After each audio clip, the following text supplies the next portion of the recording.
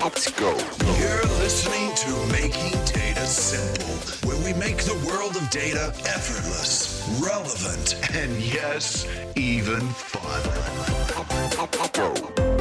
Folks, welcome to the podcast. Welcome to Making Data Simple. As always, I'm going to have a little bit of fun today. Well, I never not have fun, but I'm going to have fun today.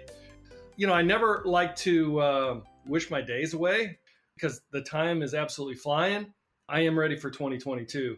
I was looking back because I have Ayal on. I'm going to introduce Ayal in just a moment. And I went back to see when he was on last. I thought, how long have we been doing this podcast? And I looked back and it'll be, I think, 5 years, the middle of this year. I can't believe that, actually. I'm actually pretty proud of myself. That we've done this every week for like 5 years. Yeah, there'll be a couple of repeats, but for the most part, straight up. So appreciate you guys all listening. And hey, look, if there's anything we can change up, please hit us. That's why I always tell you, reach out to us. We do listen. And hit us on almartintalksdata@gmail.com. We'll take a look. And anything you want to hear, anything you think we should change it up, you know, we're always looking for new and innovative ways to do a podcast, inform, and have some fun. So when we started this and we continue, the title is Making Data Simple, data being the center of the universe. And I still continue to say that that's the case. So we've not changed that, but we do look at trending technologies, business innovation, and leadership. And the great news is the guest I have today hits all those categories. This is the gentleman that educated me on what value is in terms of what clients want value. And they think in terms of four things: cost savings, revenue generation, risk, or market expansion. See, I remember this stuff, Ayal. You teach me. Oh my God, really great, Al. You're on a roll already. It's fantastic. But, well, I want to see if those are still accurate as we go through this. Without further ado, welcome to the one and only Ayal Steinberg. He almost has the perfect name. The perfect name, obviously, being Al. His parents went with Ayal. They added a ya in there, Ayal. But it's very close. It's very close. I'll give him that. So welcome, my friend. How you been? I'm doing really great. Thank you. And, you know, this is a welcome back. You were kind enough to actually have me on first. And it was a great session. I actually selfishly used that as a little bit of a homage to really call out a lot of people who helped me. I think I reached out and I said, hey, I'd love to come back. And, you know, it was really gracious of you to have me back. And I'm really looking forward to this session. I think I told you last night, I actually had a really interesting dream where I was getting ready to be on Saturday Night Live and spending time with Lauren and getting ready in anticipation for this ad hoc session. So Al, you are a master and I appreciate you having me back. Well, I wish I was getting paid like Lauren and the folks on Saturday Night Live. That would be fantastic. Yeah, but I don't think they have, what did you say, over 5 years of this podcast on a weekly basis. I think even they take some breaks. So they could definitely learn from you a few things. So you've been living the dream then. Things going well, family healthy? You know what? I've been blessed. Thank you. Yeah, everybody's been great. It's been a roller coaster of ups and downs. You know, with the disruption that definitely happened, there's been a lot of kind of hidden blessings. Like the time I got to spend with my kids and my family in the last 2 years has been something I can't replace. And I think it's been really valuable. And luckily, we've been all great. You know, health has been, for the most part, really great. I'm psyched. I rejoined IBM about 2 years ago. I'm what they call a boomerang. So I was on with the Natiz acquisition where you and I first met each other, and I thought it would be good to experience some other things, and I had some really good experiences. And I came back now to IBM over 2 years, and I'm really blessed. I feel really, really grateful for the last few years and kind of what opportunity has presented itself, and really excited about 2022. You're a little bit of a germaphobe, though, aren't you? Maybe?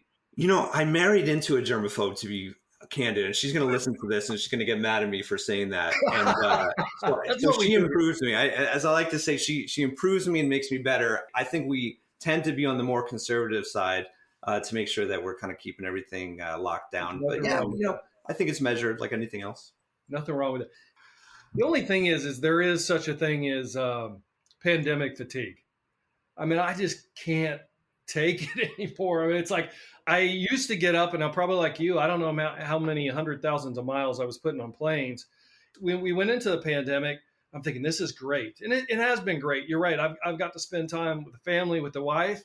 Of course, a lot of my kids are now at school, And my wife is like, get out at this point in time. I think she needs a, because, I don't know, absence makes the heart grow fonder, I think sometimes. But Yeah, anyway, she reminds me that often. I know what you mean. I know what you mean. I go from my bedroom to my basement. I got a nice office down here, but man, I tell you what, there is pandemic fatigue. Do you remember the last time you were on? You know what the date was? Oh, goodness, I don't. I would think it's probably been 18 months or so. I don't know if you have the date, but it's pretty it was, good. Nicely yeah. done. That was, I looked at it actually the way I had it, and it may be wrong here, but it was when I put it down in my notes, it was May 13th, 2020. And then I was thinking, when I took the job of Expert Labs, it was in March or like end of February. And that was on the cusp of the pandemic. We didn't know. And then all of a sudden we go straight into it. Everybody's working from home. Did you have any idea it was going to be 2 years? Would we be here right now? I don't think anybody had any idea. IBM has so many resources, and one of the people they have is this fantastic medical doctor who was on the staff and really specialized in pandemics. Which, think about that, she probably went 20 years of being a specialist of pandemic and never really having to use it, and all of a sudden get thrown into it. And I remember it being March 13th, right? Friday, March 13th. Was when some of the NBA players started to get in, the world started changing and schools started to get canceled. And I think her prediction at the time was like, we're going to be definitely locked in until Labor Day. And everybody was thinking, goodness gracious, this is a 2-week thing. And then Labor Day felt like forever. And then I think when we started getting into it, if anybody really knew how long it would be, I think it would have a very different psychological impact. I don't think anybody can anticipated it. This overall theory of this idea of a collapse, that every 80 years, civilization goes through some major shift. And if you look back in history, like World War II was about 80 years ago. And before then, there was another crisis. And in a way, it's like, this is the crisis of our generation that's resetting, the younger kids, how are they going to interact? Like, how do people look at their view in society? I don't think anybody anticipated it. I still think that the impact of this and what's going to actually happen to how we come out of this, which hopefully is right around the corner, is going to be profound and hopefully, make a better overall civilization and society and culture. And that we take out of this some lessons that there's a lot of things we just don't know. Right. And I think that's part of the mystery and the beauty of being part of this bigger team. Do you think we're going to be out of it soon? What's your thoughts on it? I do think so. I'm not smart enough to be able to have my own opinion. So I do the reading of the people that I trust. And I do think that there's something about a natural immunity and kind of something, Omicron being more spreading faster, or being more mild. I do think that these are all things that are going to get us out of this sooner. I also think that, thank goodness for the medical community and coming up with these great, vaccines. And I know not everybody is on the same position I am on it, but, I do feel like these are all things that we could do to get out of this quicker. And I think everybody ultimately wants the same thing, right? Everybody wants health for everybody, and let's return to what life was like. And, I'm very optimistic. I do think, again, I like you, I listen to the experts. I'm no expert here, but I do think it's like an endemic, meaning it's going to be here and it's how we deal with it as we move. Kind of like the flu, right? Every year the flu strain comes in and we got to figure out what we're going to do. I'm no expert, but I got to believe that that's kind of what we're up against as we go forward. But I agree. And, for me, it's the biggest unknown is the unknown. So I would love to go to Tokyo, for example, but I'm terrified of going over to Tokyo and then getting hit with a 2-week quarantine period on both sides and being gone for 4 weeks in a hotel. So I think it's that uncertainty of like when things stabilize and we have an idea of what the risk is and measured risk, and we can start making good decisions about how we manage our lives. I think that's going to be when things change and we could start returning back to life as usual or the new normal. So let's move on. Experience. Give us a little bit of background in your experience. I know we had you on before. Shame on the people that didn't hear you then, but I'm sure they're going to go back now. But go ahead and give us a little intro to Mr. Ayal. So, Al, I have to just call out, there is probably a population of your listeners that are other sellers. And I got to tell you, from doing that podcast, at least once a month, I get a really well-crafted email from an inside salesperson who's trying to earn our business, trying to sell to us, and I would be the buyer. And I always really I always take a call. There's a little hint for anybody who's listening to this one. There are people who make references to things that I talked about on your podcast and only on your podcast from when I was like 16 years old. and they craft these fantastic emails about like connecting ABC DJs, which was a DJ company back in the mid 90s, to what I'm doing now. And, a lot of shout outs to all those people who are trying to figure out a way in. So I won't go to that level of detail, but generally, I was a music guy. I started music, my first love, never being able to make it, but always in the business of music. I shifted to retail where I learned about data and analytics. And this was probably in the late 90s where companies were just investing in data warehouse systems like Teradata and analytics systems. And I joined a small startup in Cambridge 20 years ago, actually. Like our big breakthrough was a Sunday event at a retail forum called NRF, which is exactly 20 years from this Sunday, where we were expecting like 30 people and the fire marshal had to come because we had so many people with standing room only. And I remember that startup ended up technical salesperson, kind of people call it pre-sales. That company got bought by Oracle, switched over to sales, and probably for the last 20 years or so been in various sales roles from individual contributing to probably about 15 of those 20 years in sales management. In big companies, small companies, culminating in this opportunity, which I'm so fortunate to have, which is running the data, AI, and automation business at IBM. Roughly a $10+ billion overall business and close to 3,000 or so sellers around the globe. So really fortunate. Really, I couldn't have got here if I wasn't on the shoulder of some really giants. But I don't forget every single day how fortunate I am and the responsibility I have. Well, you are the man with the portfolio you have. It's huge. Let's talk a little bit about that. When we had you on last time, it was data and AI. Now it's data, AI apps, automation, the whole gamut. Can you talk about that pivot and what that's meant? Right now it's data, AI, and automation. AI apps, important brand, but not part of my responsibility. It's kind of separate. But even data and AI and automation by themselves would be the two largest brands on software. Together, we're this 800-pound gorilla, which I think gives us a lot of ability to do things for our clients and customers and innovate much faster. So it's been great. What I would say is that we have some really, really smart people at IBM. And one of the things that I saw recently was how customers tend to enter into IBM. So most customers don't think about buying everything. They usually have a very discrete problem, kind of like you were talking about the 4 value drivers before. And they say, hey, the pain of not changing is now greater than the pain of changing. Therefore, I should make an investment. And they usually come in with one discrete product capability or something that they need to solve. They evaluate the market and they make a selection of IBM. But typically that customer enters into IBM through one product without the idea that one day they might become one of IBM's most cherished and important customers, spending hundreds of millions of dollars or even billions of dollars with IBM. They typically enter in through data and AI and automation. Those are the two. Security is the third, maybe AI apps. But what's really interesting is the large volume of customers, their first two brands, when they go from one brand to the next, is they go from data and AI or automation to data and AI and automation. So what we find is that there's a lot of synergy together.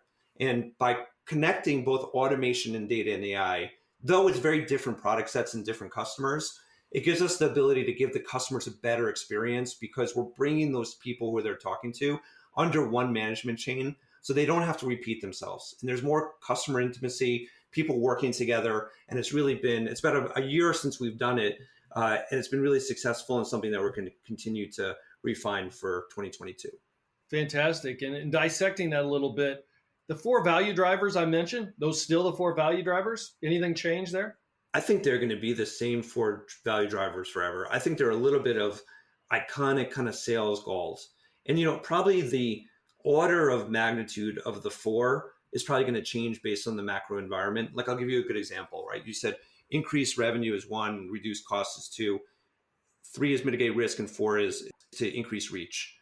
Today, because of inflation and just the labor shortage, like labor costs and rates and how difficult it is and expensive it is to secure a growing workforce has shifted a lot of companies thinking about how do I automate a lot of that labor work, either digital twin or just business automation.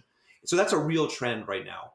So if you want to be relevant to a lot of companies in the beginning, first half of 2022, talking about reduced costs, reducing risk of your best people walking out the door, like that's a much more topical conversation than maybe growing revenue, just at this point right now.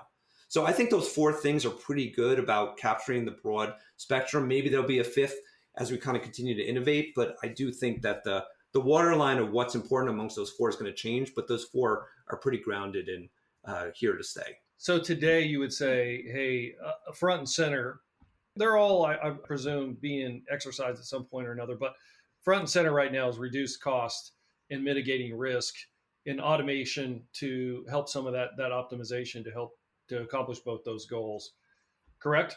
Yeah, I think for sure. And, I think even, I don't want to minimize increasing reach because I think that was probably where we were for the last 12 months. I think a lot of companies, because of work from home and kind of this digitalization and virtualization of customers and workforce, the idea of how do you access or contact customers differently than or people differently than you did in the past was really increasing reach, right? Either tapping into a new customer base or companies like Peloton, right? Who really exploded because all of a sudden people couldn't go to the gym anymore and they still wanted a workout area. And like, how do you increase reach to the people that you couldn't have gone to before?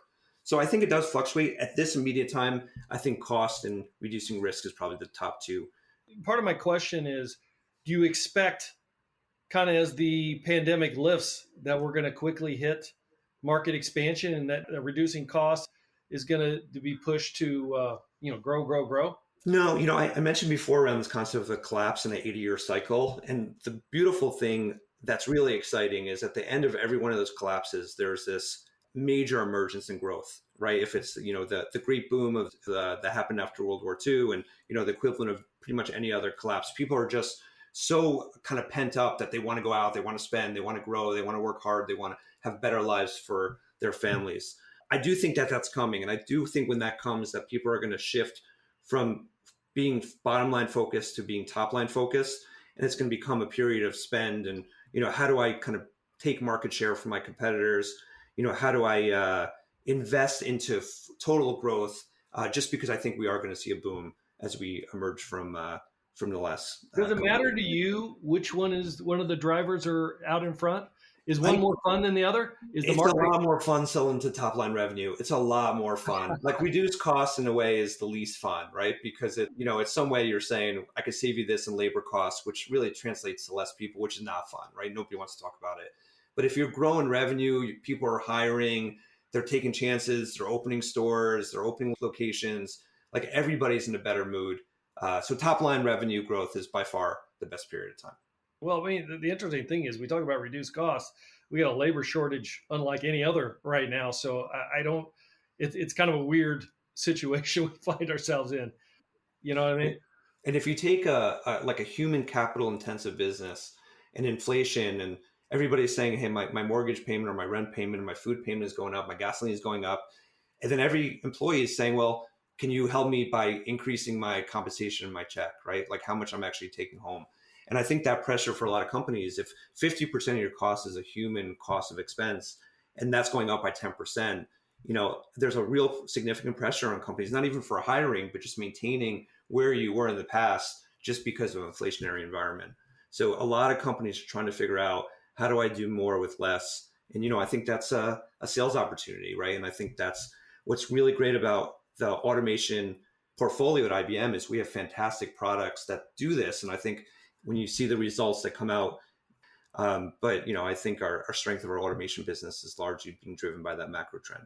Let me pick on something you said just to make sure I understand it. You were talking about usually clients start with one product and go from there. At least that's the way I understand it. But we're kind of in the platform business. The world is in the platform business, I guess. How does that tie into what you said in terms of one product?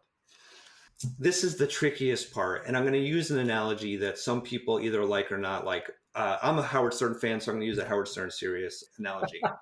And I don't know where you sit, Al, on that. No, that just makes me laugh just right there. But that's great. No, I've listened to Howard Stern. All good. Keep going.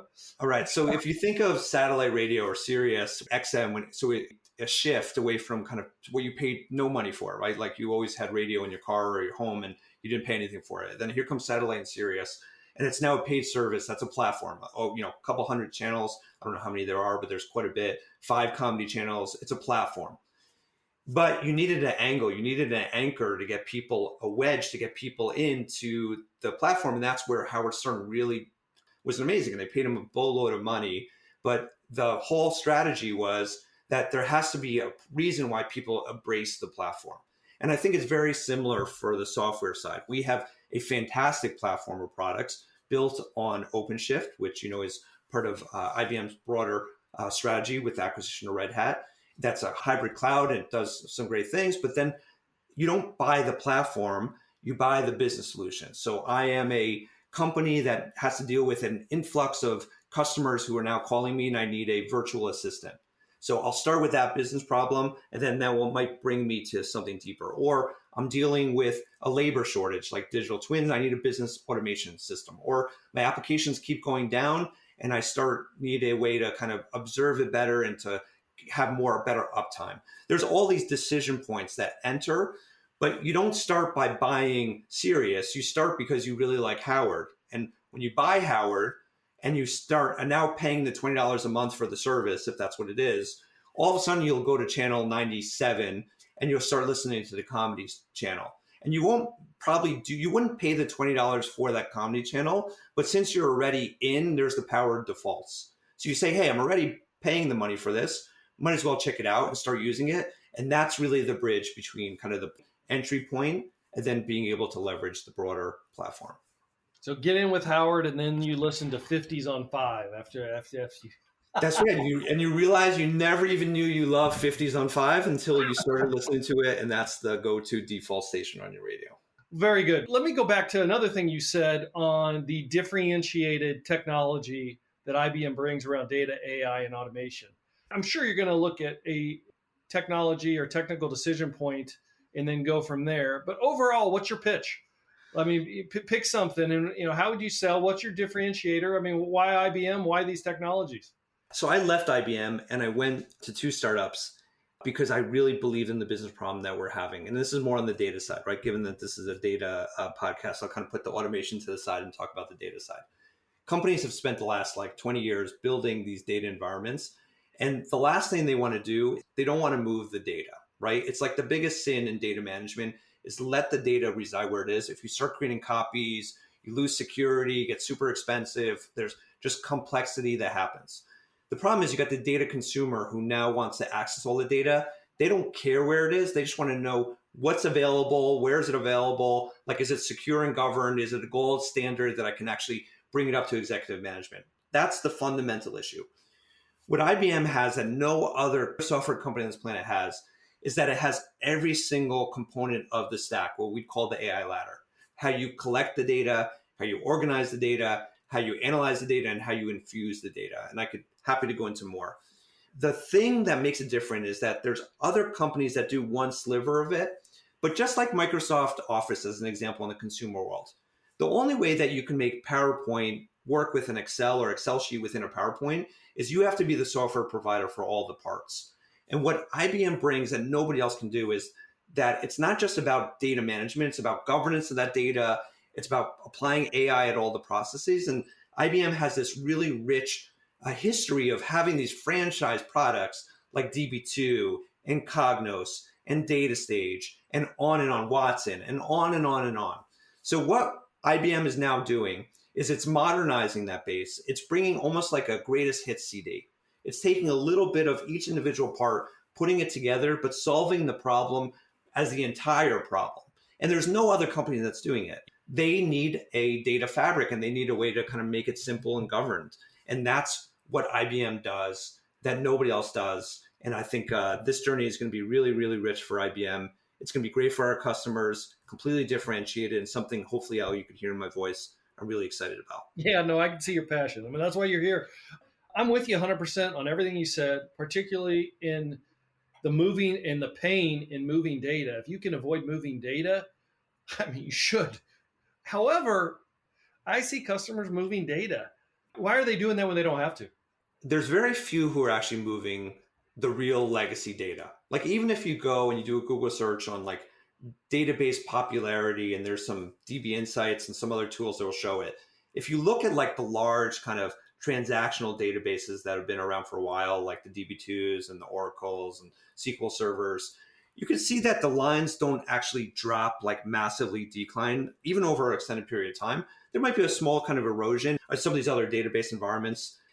Think that what's really happening is there's very few companies who are shifting everything. What's emerged now is that just like you wouldn't buy only a race car or a pickup truck, and you wouldn't use a race car to move, a lot of stuff if you go to Home Depot, for example, that this whole space has matured to the point where different technology is going to be required for different things. So customers who have data, for example, on the mainframe, the IBM mainframe, and it's doing a great job. Our mainframe business is growing like crazy, which is great to see. And we're even adding new mainframe customers, which is also great to see.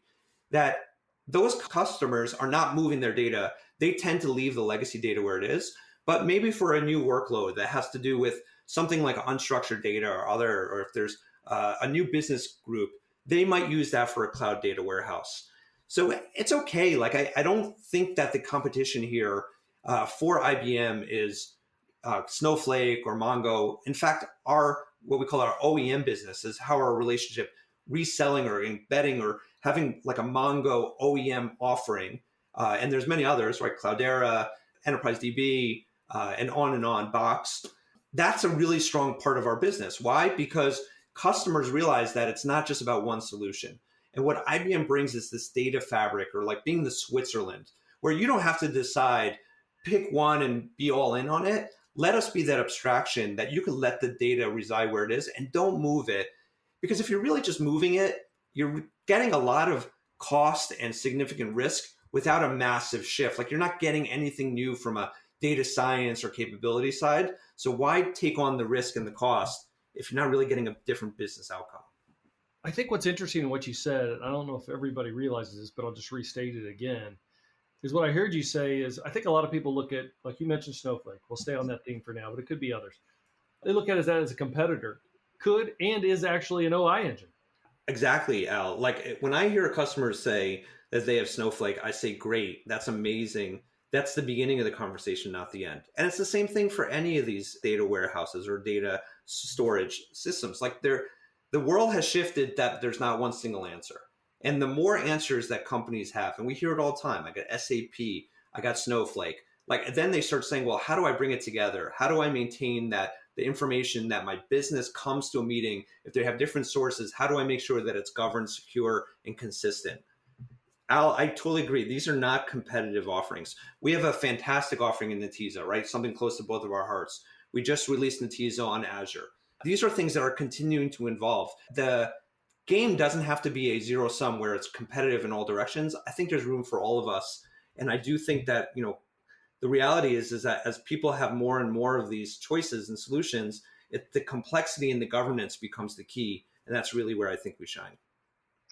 Is Switzerland, as you call it, is that hard or an easy sell? And the reason I ask that is, you could make a case that Switzerland, lack of a point of view. Or it's easy to sell because of everything you mentioned in terms of, look, we can use your data. You can leave your data where it is. You can modernize now because we can add governance, with Snowflake or otherwise. Is it a hard or easy sell? I think it's a skeptical sell. I think there's not a large company so if you're a small company and you could deal with having all of your data in one place, the simplicity and the ease of management of moving to a cloud data warehouse makes a lot of sense. And if you really look at the S1 and the specific financial of a lot of these cloud-based companies, there's a really long tail. And it makes sense. Like, small company, store all your data in one place. If you're a large company, like a big bank or a big healthcare institution or a big federal agency, you, just by growth and sheer volume and size, have a lot of different data sources. And this is not new. It's been going on for a while.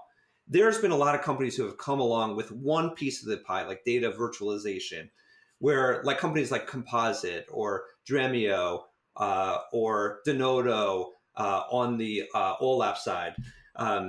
These companies have said, hey, we will virtualize all of your data, but it gets really tricky at scale because the enemy of the data warehouse is I/O, right? Moving any data and kind of taking a query and pulling a lot of information, joining that information across different data sources, some on cloud on premise, it gets really expensive and it gets really slow.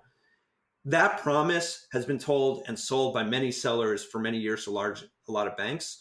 and a lot of big companies that are trying to deal with it. So I think the problem has been known and is a real acute problem. But I just think a lot of customers have been burned from the past.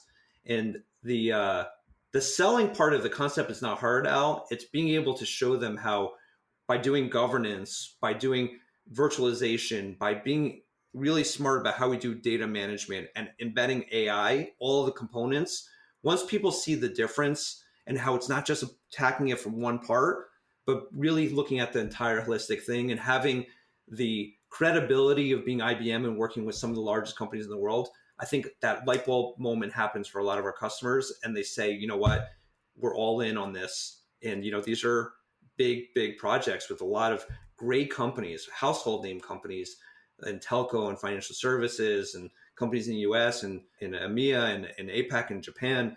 We're really, once people get it, it's not a hard sell. I'd imagine that's the gift that keeps on giving. I like it. So I can tell you the value proposition excites you. You can tell it just in the way you describe it, your passion around it. What would you see as your biggest challenge right now?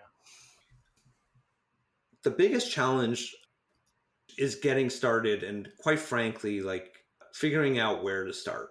Some of these things, as I describe it, are big. And sometimes big means scary and it means complexity. What we're doing is we're breaking it up into parts, and we're doing a better job, what I would call the term of taking the first bite of the apple, right? Sometimes the hardest thing to do in any journey is taking that first step and knowing really where to start. That is something that I think we're working on, and we're making a lot of progress. I'll give you a good example. In 2022, just like at the end of 2021, a lot of customers, users don't want to talk to human beings. They just want to digitally explore our products. They want to do a trial. They want to get their hands on it without being sold to or kind of having to go through a massive PowerPoint presentation. There's a lot of work we're doing around digitizing our trial experience, more things like WalkMe and self-guided exploration so that people get their hands on it. And once they get their hands on it, then they can experience it. Then they can realize that the proof is in the pudding, and that's really expanding. So I would say that's been an area that we've had to invest, is to make it smaller, easier to digest, and get people comfortable with one specific business problem, and then start expanding from there. I do want to pivot to some questions I have in sales. Is there anything on the technology that I've not asked that you'd like to make a comment on or something? I believe so strongly in what we're doing. Daniel Hernandez is the general manager of the data and AI business, and he made a really smart decision to really shift on quality and really ensure that the customers that are going on the journey with us are having a good experience, or getting the realization of the 4 value drivers that you talked about in the beginning. I feel really strongly that regardless of where people are entering in the AI ladder, data fabric, customer care, we are all about this year making our customer the rock star. And what I would just say for anyone who's listening, either it's a seller, an ecosystem, a potential customer, a current customer, there's no better time to be with IBM, specifically data and AI, than right now. And our products are what really, at the end, it's the products and the value of what we're leaving behind and how people are driving their business. This is the dawn of an amazing run ahead of us. And I'm really excited about what we have. So there's too much to talk about, Al, but I would invite anybody who's got questions to reach out to me, to their seller, the website, and start taking another look. Hey, Ayal, I love having you on, man. I really appreciate the time. You are such a master of what you do. I'm sure this new role is going to bring new challenges. It's going to energize you. But I'm really grateful for having the chance to both of you. Thank you so much for having me on. I really enjoyed it. Thank you. Consider you a friend, coach, mentor, all of those. So thank you so much. Thank you for being on. Again, 2-parter. Look, folks, thank you for listening. As I said to begin, please rate us, but also, let us know how we're doing. almartintalksdata@gmail.com. Until next time, I'll see you on the podcast. See you all. Thanks for listening to the Making Data Simple podcast, where we make data fun. Be sure to visit ibmbigdatahub.com/podcast to access the show notes and uncover even more great episodes. Remember, the views expressed here are those of the host and its guests, and do not necessarily represent the views of IBM. Until next time, let's go. Over and out.